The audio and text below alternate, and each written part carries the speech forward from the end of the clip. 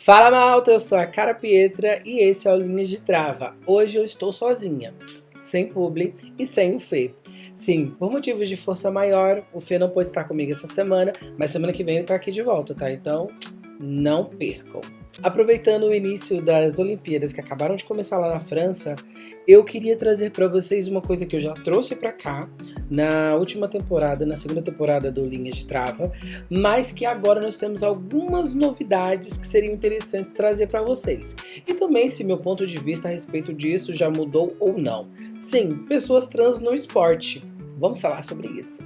Primeiro, o que é uma mulher trans? Então as mulheres trans são meninos que nasceram meninos, mas que depois transicionam para se tornar mulheres. Essa é a maneira mais simples que eu posso dizer para vocês sobre o que é ser mulher trans.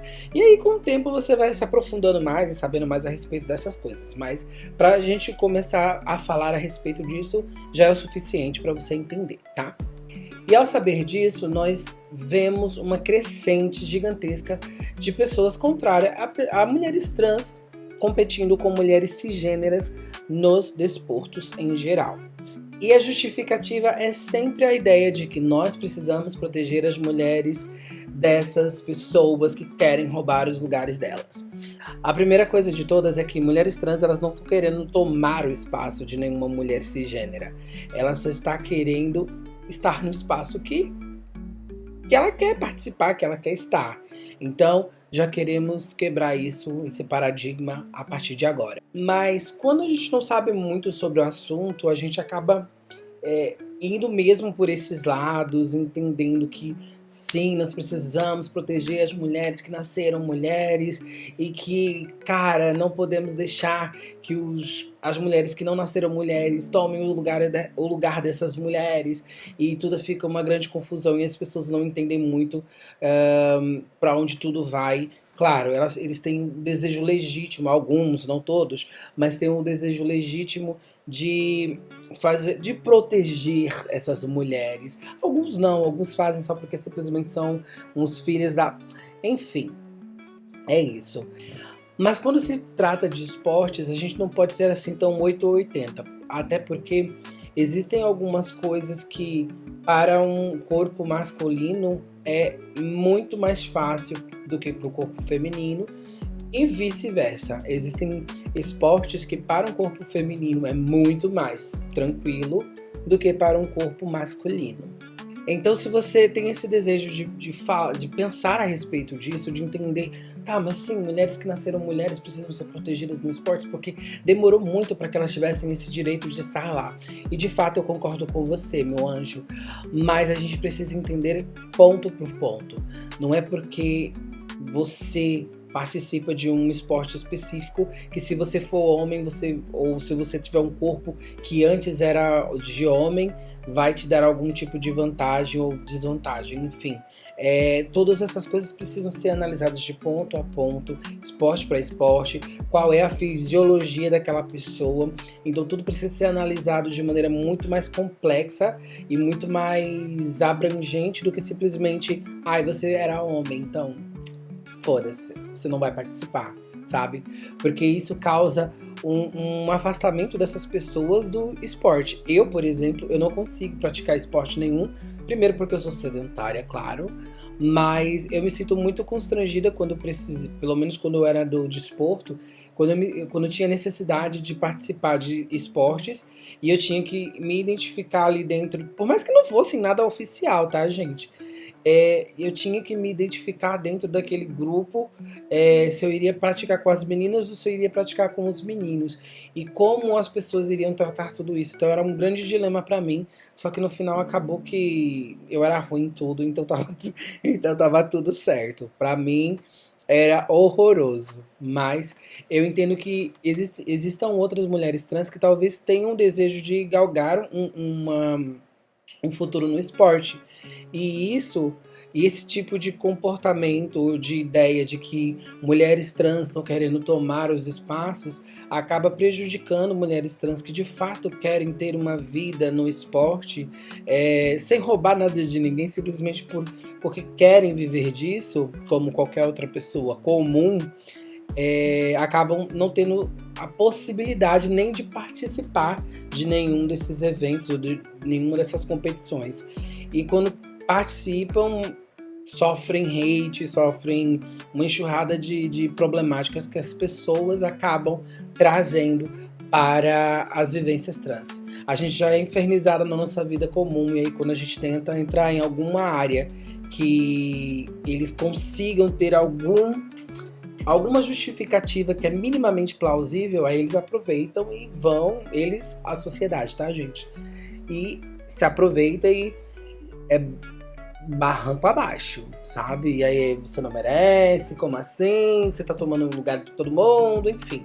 Mas não é só nos esportes, tá? A gente sofre esse tipo de coisa em qualquer área que a gente tente ou que a gente se desenvolva de uma forma maior. É muito doido isso. E aí você pode me perguntar, mas cara Pietra, homens, mulheres, machos, fêmeas, são diferentes biologicamente?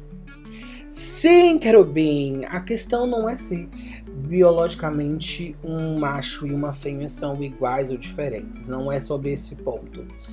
Mas também precisa ser levado em consideração este ponto. Dentro do esporte, pelo menos. Mas aí a gente precisa também entender outra coisa.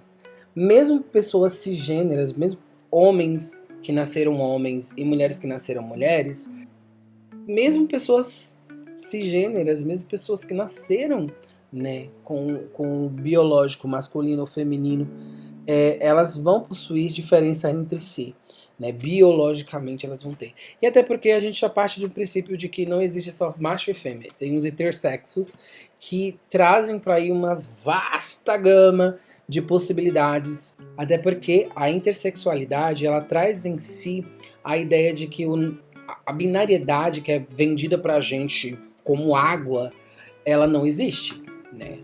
Naturalmente, quando uma pessoa chega pra você e diz Deus criou o homem, criou a mulher.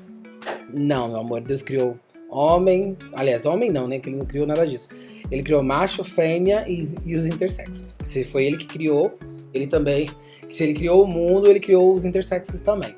E dentro dos intersexos há uma vasta gama de possibilidades de XY, XXY, XYY, XXY, enfim, é uma gama variada e eu não quero entrar por esses meandros, porque senão a gente vai ficar aí, ó, muito tempo conversando. Sabendo disso, que pessoas, mesmo quando elas são cisgêneras, quando mulheres nasceram mulheres e elas vão competir entre si, elas ainda assim têm biologicamente diferenças entre si. Tem um caso, eu vou até ler aqui para vocês, da sul-africana Caster Semenya. Ela foi proibida de participar das Olimpíadas de 2018, se não me engano, porque os Jogos Olímpicos indicaram que ela tinha um nível de testosterona muito alto. A Caster, ela é uma pessoa intersexual, ela acabou enveredando para o gênero feminino e ela participa de competições a nível feminino, mas esse caso não é o único. Existem outros casos, como o de Tóquio em 2021, nos Jogos Olímpicos, onde duas atletas da Namíbia, a Christine Mboma e a Beatriz Massilingi, que também foram impedidas de participar das competições porque tinham os níveis de testosterona muito altos. E sim, são mulheres cisgêneras que possuem testosterona mais alto do que se espera das outras mulheres. Então, elas acabaram não podendo competir. Mas nesse caso, eu não sei se as meninas são intersexuais. Mas para que vocês entendam melhor sobre intersexualidade, eu vou trazer um vídeo da Carol Aquini, que está aqui em cima, em alguma parte do vídeo, onde ela fala sobre como ela se descobriu uma pessoa intersexual. E ela fala muito mais a respeito disso, eu acho interessante de vocês darem uma olhada daqui a pouco. Não agora, tá, gente? Pelo amor de Deus. Fica aí um pouquinho mais. Então, já sabemos que, biologicamente, homens... eu vou trazer macho e fêmea, porque homem é construto social e a gente precisa, né? Eu vou falar macho e fêmea, tá? Da melhor forma possível pra vocês. Então, sabemos que, biologicamente, macho e fêmea, eles possuem diferenças biológicas notáveis. Intersexuais também vão ter essas divergências biofisiológicas. Os intersexuais mais para um lado ou mais para o outro, mas enfim, eles terão todos esses aparatos biofisiológicos embutidos em sua persona. Mas sabendo disso, já poderíamos tirar então quer dizer que mulheres trans elas acabariam tendo alguma vantagem sobre pessoas cisgêneras, mulheres que nasceram mulheres, teriam desvantagem competindo com mulheres que não nasceram mulheres. E já poderíamos concluir isso? Não poderíamos. Por quê? Porque não existe nenhuma conclusão científica que indica que mulheres trans acabam tendo vantagem sobre mulheres que nasceram mulheres. Não existe nenhuma evidência que bata o martelo. Isso de fato ainda não acontece. Contudo, diferente do que eu trouxe no último episódio do podcast, lá na segunda temporada, um novo estudo desse ano de abril de 2024 indica que não há evidências que pessoas trans tenham vantagens sobre mulheres que nasceram mulheres. E esse estudo foi feito pela British Journal Sports Medicine, onde eles traziam pessoas trans masculinas, trans femininas, mulheres cisgêneras, ou seja, mulheres que nasceram mulheres, e homens cisgêneros, homens que nasceram homens, para analisar quais eram as diferenças entre tônus muscular, capacidade de oxigenação do sangue, densidade óssea, enfim, uma variedade de coisas que eles avaliariam nesse grupo de pessoas para ver se haveria alguma diferença entre um e outro. E esses estudos chegaram a uma conclusão de que as diferenças de mulheres cis e de mulheres trans são muito pequenas, ou seja, não há evidência nenhuma de que elas acabam sendo favorecidas nos esportes em geral. Desde o tônus muscular, porque mulheres trans, sim, elas perdem muito do seu potencial muscular quando elas começam o processo hormonal. Você sabia disso? Não, né? Provavelmente não. Mas sim, mulheres trans acabam perdendo densidade óssea e tônus muscular. Um artigo antigo da Joanna Harper, de 2015, se eu não me engano, indicava que as mulheres trans, elas não existiam essas evidências de que, de fato, elas teriam alguma vantagem sobre mulheres trans. Contudo, dizia-se que ainda havia ali mesmo perdendo o tônus muscular e perdendo a densidade óssea, ainda ficava acima do nível de mulheres cisgêneras, esse aspecto. Contudo, nessa nova avaliação que foi feita, nesse novo artigo, nesse novo estudo, indica que todas essas características elas acabam muito niveladas, não há muitas diferenças, então não existe evidências de que há, de fato, uma vantagem sobre mulheres que nasceram mulheres. Contudo, mulheres trans geralmente são maiores e mais pesadas do que mulheres cisgêneras. E isso traz biologicamente uma capacidade para poder alimentar o corpo de maior hemoglobina no sangue, ou seja, maior capacidade de fluxo de oxigênio no nosso sangue. Se esperava que fosse de 12% a diferença, mas se mostrou menor, é de 7% dentro dessa avaliação, dentro desse artigo. E aí, o que tudo isso quer dizer, cara Pietra? Quer dizer que, mesmo não existindo evidências, a gente precisa ainda entender que existe um grande caminho para a gente chegar a conclusões de se pessoas transgêneras vão acabar tendo vantagem sobre mulheres. Pessoas não, porque geralmente essa pauta não é levantada para homens trans, é só para as mulheres trans. Se as mulheres trans vão ter vantagem ou não sobre uma mulher cisgênera. E aí, você deve perguntar, tá, cara Pietra, mas se não existem evidências, como é que a gente vai fazer? Como não existem evidências, a gente precisa ver que existe aí um norte para que as coisas comecem a se desenvolver. Nós precisamos entender que o número de pessoas trans dentro do esporte é muito pequeno e é muito complexo para você fazer com que esses estudos acabem acontecendo, para que a gente chegue a maiores conclusões. Primeiro porque a maior parte dos comitês internacionais de esporte, eles estão criando muitos mecanismos para evitar que pessoas trans compitam, mulheres trans compitam dentro de esportes onde outras mulheres que nasceram mulheres competem.